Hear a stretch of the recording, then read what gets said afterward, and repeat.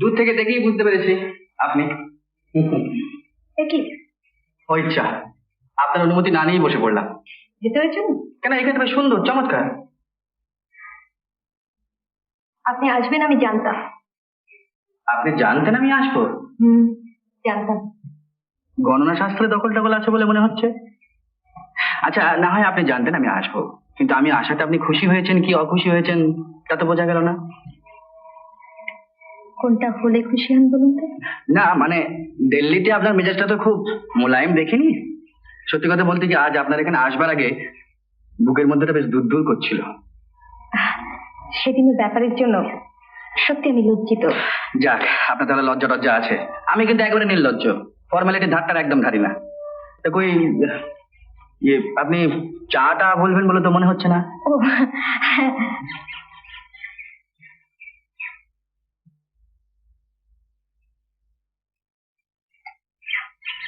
আচ্ছা, আপনি বেশ পরিষ্কার বাংলা বলছেন, অথচ আপনাকে দেখলে মনে হয় যে আপনি বাঙালি নন। জন্ম পাঞ্জাবে, আমার বাবা বাঙালি, মা পাঞ্জাবি। আচ্ছা, আমার বাবার নাম শ্রী নগেন্দ্রনাথ ভট্টাচার্য। বাঙালি ব্রাহ্মণ? হ্যাঁ। বাবা কি করতেন? আমার বাবা মিয়ানি স্কুলে শিক্ষকতা করতেন। আপনার জন্ম কি মিয়ানিতে? না, দাদামশের বাড়িতে, বিপাশা নদীর ধারে। ও, সেই জন্যই বুঝি আপনার নাম বিপাশা। আমার বাবা আমাকে ওই নামে ডাকতেন।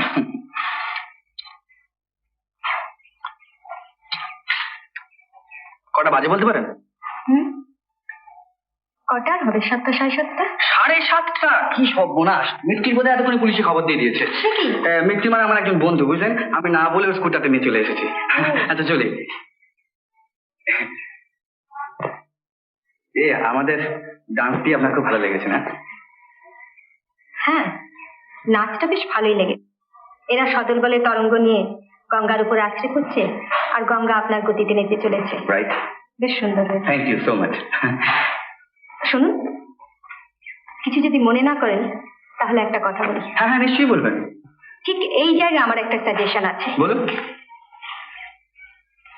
ধরুন, এক সময় দামোদর জলে ডুব দিয়ে উঠে আসতো আর হাত তুলে বলতো, এই আনিয়াছি রে শুভ্র বরণী কন্যা, তোর কুমারী হৃদয় খানি তুলে এই বাহু বলে।